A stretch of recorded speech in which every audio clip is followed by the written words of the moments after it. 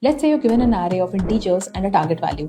Your goal is to return the indices of the number that sum up to the target. The brute force approach to solve this would be check every possible pair in the array and see if their sum equals the target. But since you're checking this for every combination, the time complexity is going to be O(n square, which is slow for large arrays. Therefore, we use a hash map to solve it more efficiently. But first, let's understand what a hash map really is.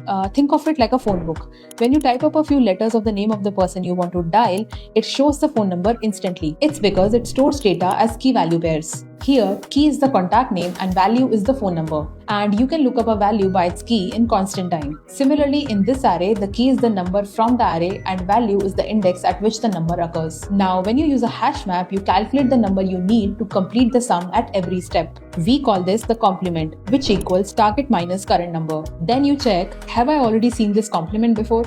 If yes, then you've found the pair. If no, store the current number and its index in the map and move on.